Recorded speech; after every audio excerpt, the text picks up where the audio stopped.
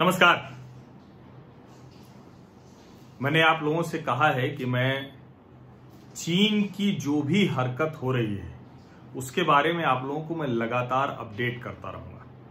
और अभी की खबर यह है कि जो मैं आपको अपने विश्लेषण से बता रहा था वो अब यूनाइटेड स्टेट्स की जो इंटेलिजेंस रिपोर्ट है, अमेरिकी खुफिया रिपोर्ट है, उसमें यह साबित हो रहा है कि ये सब पूर्व नियोजित हमला था जो गलवान घाटी में हुआ। हालांकि उस चीनी जनरल की साजिश वो उल्टी पड़ गई है। इरादा चीनियों का कुछ और था और भारतीय सैनिकों के पराक्रम ने उसको उलट दिया। और इसको अगर देशज में कहें समझने के लिहाज से तो पैर पर कुल्हाड़ी मार लेना यह नहीं हुआ। पैर पर कुल्हाड़ी मार लेना तो वो अक्सर करते रहते हैं चीनी। डोकलाम में किया, नॉर्थ सिक्किम में किया, अरुणाचल में किया, लद्दाख में भी करते रहे, पूर्वी लद्दाख में कई बार। लेकिन अभी जो किया उन्होंने 15 जून को, इसको कुल्हाड़ी पर बैठ जाना कहते हैं। और चीन को पहली बार यह एहसास हो रहा है कि भारत से भिड़ने की क्या कीमत उसको चुकानी पड़ रही है। अभी जो यूएस इंटेलिजेंस रिपोर्ट बता रही है वो ये बता रही है कि जो वेस्टर्न थिएटर कमांड के हेड हैं, जो चीन की पीएलए है, उसके जो वेस्टर्न थिएटर कमांड के हेड हैं जनरल झाओ जोंगजी। अब ये नाम उनका ZHAO, अब ये जो भी नाम हो, चीनी नाम है तो मैं उस तरह से पता नहीं प्रोनाउंस कर रहा हूं कि नहीं, लेकिन प्रोनाउंसिएशन छोड़िए। झाओ जोंगजी जो भी नाम है इनका, जो वेस्टर्न थिएटर के कमांड के हेड हैं, उसने ये पूरी की पूरी साजिश रची। यूएस की इंटेलिजेंस रिपोर्ट बता रही है कि इरादा ये था कि जो लगातार पिछले 3 वर्षों से, यानी 2017 से लेकर 2020 तक, जो लगातार चीन की सेनाएं भारतीय सेनाओं के सामने कमजोर साबित हो रही हैं। जो अगर आपको ध्यान में हो, मैंने एक बताया था एक रिपोर्ट के हवाले से कि भारतीय लेफ्टिनेंट ने चीनी मेजर को मुक्का जड़ दिया था। ये आपको मैंने बताया था, ये नॉर्थ सिक्किम में हुआ था। और उसके अलावा जो अलग अलग समय पर भारत और चीन की सीमा पर जो दोनों देशों की सेनाओं के बीच में भिड़ंत हुई, उस भिड़ंत में बहुत साफ तौर पर चीनी सेनाओं को मुंह की खानी पड़ी। इसके बाद इस चीनी जनरल ने, जो वेस्टर्न थिएटर कमांड का हेड है, इसने तय किया कि एक ऐसा क्रूर, एक ऐसा घटनाक्रम तैयार किया जाए जिसके बाद हम दुनिया को बता सकें। और दरअसल ये पूरी तैयारी ये थी कि उसके बाद दुनिया को इसके वीडियो, इसकी रिपोर्ट, इसकी कैजुअलिटी, भारत के सैनिकों को मार दिया हमने, ये कर दिया हमने, भारत में घुस के तबाही मचा दी, ये सब बताने की योजना थी। और इस इंटेलिजेंस रिपोर्ट को पढ़ने से पहले मैंने अपने विश्लेषण से जो एक बात आपको बताई थी कि 4 जून 1989 जो चीन में किसी भी तरह की लोकतांत्रिक आवाज को दबा देने वाली जो साजिश थी, जो क्रूर घटनाक्रम था, जो निर्दयी वामपंथी तानाशाह शासन का एक अलग तरह से जो हम लोगों ने, दुनिया ने रूप देखा, जिसमें चीन की आवाज ही खत्म हो गई, चीन के नागरिकों के अधिकार खत्म हो गए। और सचमुच आप सोचिए, वहां से खबरें आती हैं कि अचानक लोगों को कहा जाता है कि अब आप यहां नहीं रहेंगे, वहां कॉलोनी बसी हुई है, वहां जाके रहिए। वहां से खबर आती है कि अच्छा भला परिवार रह रहा है, उसमें आदमी को चिन्हित किया जाता है और कहा जाता है कि अब 5000 लोग आप जाएंगे और फलाना जगह काम हो रहा है, वहां रहेंगे, आप अपने परिवार से मिल नहीं सकते, 1 साल के लिए वहां जाइए, ऐसे रहिए। पूरा का पूरा शहर, पूरा का पूरा औद्योगिक क्षेत्र वो उठाकर एक जगह से दूसरी तरह से शिफ्ट कर देते हैं। कोई मानवाधिकार नहीं, कोई चीनी नागरिकों का जो हक है, जो अधिकार है, उसको सब ध्वस्त कर दिया है। और वो सब कैसे संभव हुआ? 4 जून 1989 की उस क्रूरतम घटना के बाद। तो मैंने जब वो पढ़ा कि शांसी प्रोविंस की वो जो 27 आर्मी थी जो 4 जून 1989 को इस्तेमाल की गई थी, और जब मैंने रिपोर्ट्स पढ़ी, क्योंकि मैं बार बार ये स्पष्टीकरण देता हूं कि मैं कोई रक्षा विशेषज्ञ नहीं हूं, सीमाओं का बहुत जानकार नहीं हूं, लेकिन पत्रकार हूं और चीजों को समझने की, विश्लेषण करने की अपनी एक क्षमता है, तो उससे मैं आप लोगों को बताता हूं। और मैंने बिना इस यूएस इंटेलिजेंस रिपोर्ट के पढ़े बताया था कि 4 जून 1989 और 15 जून 2020 में साम्यता है, और वो नजर आई। ढेर सारी रिपोर्ट्स में बताया गया कि दरअसल वो टेंट पहले एक बार जो डिसएंगेजमेंट का प्रोसेस था, जो सहमति थी, उसके बाद वहां से चीनी टेंट सब कुछ हट गया, वो वापस लौट गए। अचानक फिर से वो टेंट वहां हुए। उसको देखने कर्नल संतोष बाबू गए, और जाहिर है निहत्थे गए। उनको लगा कि अपने एक जो डिसएंगेजमेंट प्रोसेस में जो एक क्या कहेंगे कि एक पॉजिटिव वाइब्स उनको दिखी। चीनी तो धोखेबाज हैं, ये उनको अंदाजा नहीं था। लेकिन वो चीनी कम्युनिस्ट पार्टी के लोग, पीएलए भी चीनी कम्युनिस्ट पार्टी है, वहां आप ये समझ लीजिए कि जो शासन में है और जो पीएलए है, जो कुछ है, वो वही 3-4 हजार का जो पीएलए सीसीपी है, चाइनीज कम्युनिस्ट पार्टी, वही है, इसके अलावा और कुछ नहीं।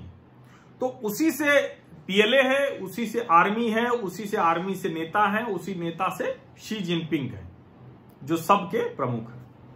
अब यूएस इंटेलिजेंस रिपोर्ट ये साफ नहीं बता रही है, या कहें कि उसको अभी पता नहीं चल रहा है कि इसमें जो ये वेस्टर्न थिएटर कमांड के जनरल झाओ थे, सिर्फ इनकी ये इच्छा जाग गई थी कि हम भारतीय सैनिकों को एकदम मार देंगे और हमारा कुछ नहीं होगा, या फिर इसमें शी जिनपिंग से इजाजत ली गई थी। अब दो चीजें हैं, भारतीय सैनिकों पर हमला करना है, इस तरह से जाके हमला करना है, ये राष्ट्रपति और वहां के सेना के प्रमुख शी जिनपिंग को न पता हो, ये संभव नहीं है, क्योंकि शी जिनपिंग भी वहां कुछ नहीं है। वहां जो कुछ भी है वो कम्युनिस्ट पार्टी है, पूरी तरह से चीनी कम्युनिस्ट पार्टी।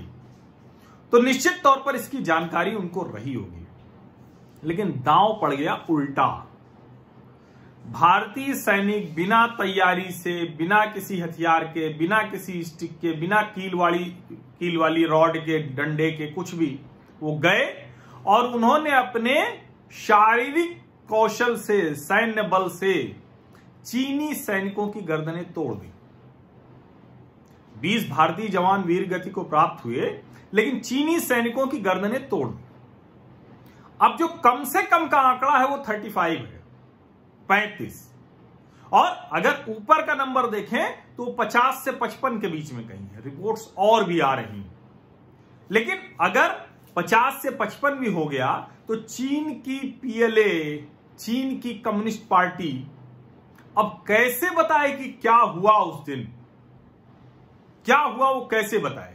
और जो 4 जून 1989 करने की कोशिश थी तो उल्टी पड़ गई, कुल्हाड़ी पे बैठ गए। जो भारत हुवेई पर प्रतिबंध लगाना है कि नहीं लगाना, टिकटॉक को बैन करना है कि नहीं करना है, कंपनियों को ठेके से बाहर निकालना है कि नहीं निकालना है, इकोनॉमिक अपनी जो इंडिपेंडेंस है, आत्मनिर्भरता है, वो करना है कि नहीं करना है, इस सब पर बहुत सोच सोच के, क्योंकि नरेंद्र मोदी ने प्रधानमंत्री के तौर पर चीन के राष्ट्रपति के साथ रिश्ते ठीक करने की कोशिश की, वैसे ही जैसे वो नवाज शरीफ के यहां उड़ के पहुंच गए थे एकदम अचानक। लेकिन कुत्ते की दुम वो टेढ़ी ही रहेगी भाई, सीधी नहीं हो सकती है। आप उसको पाइप में भी डाल दें बरसों तब भी नहीं होगी सीधी, वो टेढ़ी की टेढ़ी रहेगी। इसीलिए चीनी कम्युनिस्ट पार्टी और पाकिस्तान का जो वहां सेना और आईएसआई का शासन है, देखिए ये गजब की साम्यता है दोनों देशों में, कि दोनों जगह वहां सीसीपी, यहां भी सेना और ये सब चलती है, तो ये सब एक साथ ही जैसे हैं। इसीलिए इनकी दोस्ती किम जोंग उन से हो जाती है। अब यूएस इंटेलिजेंस रिपोर्ट बता रही है कि चीन का बुरा हाल हो गया है।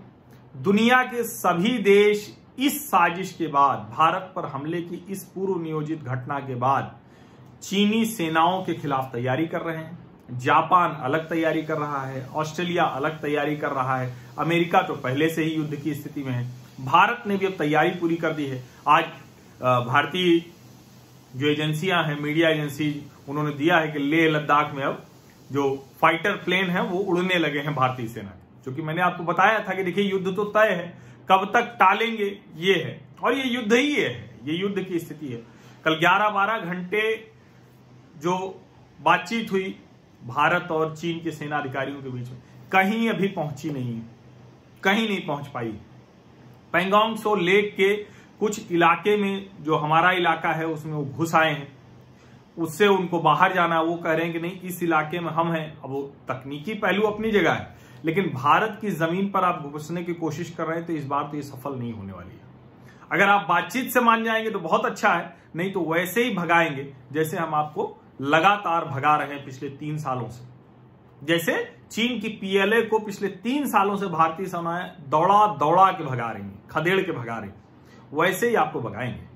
और इस बार आपको समझ में आ जाएगा, खूब वीडियोग्राफी करा लीजिए, अपने सैनिकों को वो कैमरा माउंट दे दीजिए जिससे कि वो जो है ना वो साफ हो, लेकिन वो आप बताएंगे नहीं।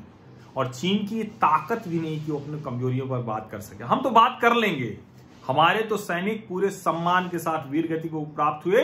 बिहार रेजिमेंट आज दुनिया में उसकी चर्चा हो रही है। बिहार रेजिमेंट के कमांडिंग ऑफिसर कर्नल संतोष बाबू जो तेलंगाना के हैं, उनकी बहादुरी की, धैर्य की, साहस की वो चर्चा दुनिया में हो रही है। PLA में किसकी चर्चा हो रही है? किसकी चर्चा हो रही है? नई चर्चा हो रही है। चीन के नागरिक कह रहे हैं कि चीनी कम्युनिस्ट पार्टी का तानाशाह शासन अब खत्म करो। ये कुछ नहीं कर पा रहे हैं, ये सिर्फ हमारे ऊपर टैंक चला सकते हैं, गोली चला सकते हैं। और एक और बात मैं आपको बताऊं, जब मैं यूनाइटेड किंगडम और यूनाइटेड स्टेट्स के आर्काइव्स की वो फाइल्स में मैं कुछ तलाशने की कोशिश कर रहा था, तो उसमें यह भी है कि छात्रों और नागरिकों ने उस 27 आर्मी जो खूंखार आर्मी थी उनको बहुत नुकसान पहुंचाया, टैंक जला दिए गए, बहुत से सैनिक भी मरे, लेकिन उसका जिक्र कहीं चीन नहीं करता, डरता है वो। और जो अपनी कमजोरियों पर बात करने से इतना डरता है वो भारत से क्या लड़ेगा। हम तो, हमारे यहां तो छोटी सी कमजोरी हो तो उसके यहां विपक्ष का नेता वो सरेंडर मोदी लिख देता है, हालांकि वो स्पेलिंग गलत लिख देते हैं, वो अलग बात है। तो इसलिए हमारे यहां तो छोटी सी भी चीज होगी उसको इतना बड़ा करके हमारे देश के वो तथाकथित बुद्धिजीवी जो हैं, जो कहते हैं कि अपने आप को निष्पक्ष हैं, लेकिन परमानेंट प्रोपागेंडा में लगे रहते हैं। विपक्षी पार्टियां हमारे यहां कहती है कि हम राजनीति नहीं करेंगे, लेकिन करेंगे, लेकिन हम इसके आदी हैं। हम आलोचनाओं के बीच में सुधरने वाले देश हैं। हम चाइनीज कम्युनिस्ट पार्टी के तानाशाह शासन वाला देश नहीं है और होगा भी नहीं। इसलिए चीन इस बार जो कुल्हाड़ी पर बैठ गया है उसको समझ में आएगा कि कहां कहां पे चीरा लगने वाला है, क्या क्या होने वाला है उसके साथ। दुनिया तैयार है आर्थिक लड़ाई के लिए, सामरिक लड़ाई के लिए। इस बार छोड़ेंगे नहीं, ये आप तय मानिए। और इसीलिए मैं कह रहा हूं, जब मैंने वो 4 जून 1989 और 15 जून 2020 की साम्यता देखी थी तो मैंने कहा था, क्योंकि अचानक वो नए सैनिक आ गए, रंगरूट आ गए, वो ठीक वैसे ही जैसे बीजिंग के थियानमेन चौक पर 4 जून 1989 तक कुछ नहीं हुआ, 2 महीने से आंदोलन चल रहा था, सेनाएं लगी थी, लेकिन वो अपने नागरिकों को, छात्रों को कैसे टैंक के नीचे कुचल देती, कैसे गोली चला देती, नहीं हो पाता ना। तो इसीलिए उन अनपढ़ जाहिल 27 आर्मी के लोगों को लाया गया। यहां भी कोशिश की गई, लेकिन ये चीन के छात्र और नागरिक नहीं थे जो सिर्फ लोकतंत्र मांग रहे थे। ये लोकतंत्र 135 करोड़ की आबादी वाली, 135 करोड़ की लोकतांत्रिक जनसंख्या वाले भारत की ताकत से सुसज्जित भारतीय सैनिक थे, जो भले निहत्थे थे लेकिन मजा चखा दिया। और अब भारत में जो सेंटीमेंट है, मैं बार बार कहूंगा कि इसको ऐसे मत जाने दीजिएगा। खूब लिस्ट घूम रही है, अब स्वदेशी ये है, विदेशी ये है, लेकिन बहुत चरणबद्ध तरीके से, बिना बहुत ज्यादा भावुक हुए, अपने जीवन से धीरे धीरे करके चाइनीज चीजों को हटा देना है। अपने जीवन में धीरे धीरे करके स्वदेशी हिस्सा बना लेना है, आत्मनिर्भर बन जाना है। तय कीजिए ना, आप इतना तो कर ही सकते हैं भाई कि जो चीज जो खरीदने जाए एक बार देख लें कि कौन सी कंपनी की है। नहीं खरीदेंगे, अब दूसरे नहीं खरीदेंगे विदेशी कंपनियों का, और चाइनीज कंपनी का तो कतई नहीं खरीदेंगे। लेकिन तोड़ फोड़ से बात नहीं बनेगी, चाहे वो चीन की कोई फैक्ट्री लगी हुई है, चीन के खिलौनों की दुकान हो, तोड़ फोड़ से बात नहीं बनेगी। अब ये जो जनरल झाओ ने किया है, इसका जवाब उन्हें सीमा से लेकर और आर्थिक मोर्चे तक बहुत सलीके से मिलेगा, यकीन मानिए आप। और अब तो बहुत साफ हो गया है। चीन के वीबो प्लेटफॉर्म पर चीनी नागरिक पूछ रहे हैं, भाई हमारे कितने सैनिक मरे, कुछ तो बताओ कि इतने बड़े तुम तोपचंद थे। क्योंकि वो भी तो जानते हैं ना कि अभी भी तो डोकलाम में पीछे हटना पड़ा, अभी तो भारतीय लेफ्टिनेंट ने चाइनीज मेजर को मुक्का जड़ दिया था, अभी तो इनको दौड़ा दौड़ा के 3-3 जगह से बाहर निकाला। तो आखिर कहां से इतनी ताकत हो गई कि बिना किसी क्षति के लौटाए। और अभी कल जो वार्ता हो रही थी भारत और चीन के सैन्य अधिकारियों के बीच में, उसमें भी उन्होंने माना है कि हमारे 2 कमांडिंग ऑफिसर मारे गए हैं।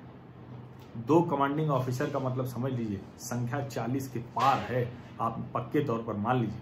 वो मानेंगे कभी नहीं, लेकिन खबरें तो आ जाएंगे। अब वो समय नहीं रहा 4 जून 1989 वाला, और ये कोई बीजिंग का थियानमेन चौक नहीं है, ये भारत की गलवान घाटी है। बहुत बहुत शुक्रिया। आपको लगता है कि चीन से जुड़ी हर जानकारी, चीन कमजोर होते डरे हुए भयग्रस्त चीनी कम्युनिस्ट पार्टी के शासन वाले चीन की हर जानकारी वो आपको मिलती रहे, तो आपको कुछ नहीं करना है, सिर्फ और सिर्फ मेरे इस चैनल को आपको सब्सक्राइब कर लेना है, नोटिफिकेशन वाली घंटी दबा देनी। जितना बड़ा हमारा सामाजिक परिवार होगा उतनी मेरी ताकत बढ़ती जाएगी, और इस ताकत का प्रयोग मैं किसी भी भड़काऊ, विभाजनकारी किसी भी उस गतिविधि में नहीं करूंगा। चीन के लोगों को भी जगाना है। हो सकता है आप में से बहुत से लोग ना माने, लेकिन आप मान लीजिए।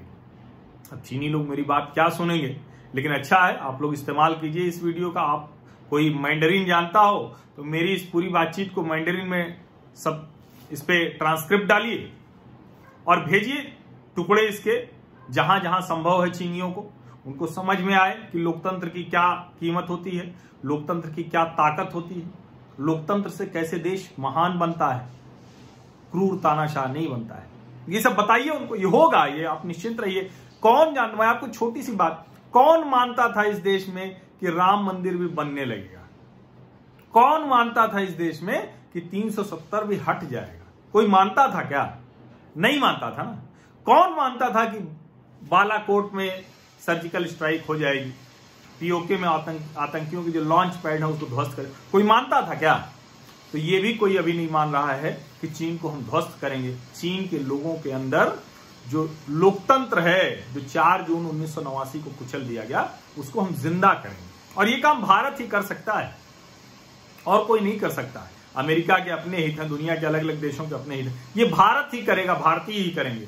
और पीएलए के लिए भारतीय सेना पर्याप्त है, और चाइनीज कम्युनिस्ट पार्टी के लिए अभी जो भारत में राजनीतिक नेतृत्व है वो पर्याप्त है। निश्चिंत रहिएगा। बहुत बहुत धन्यवाद।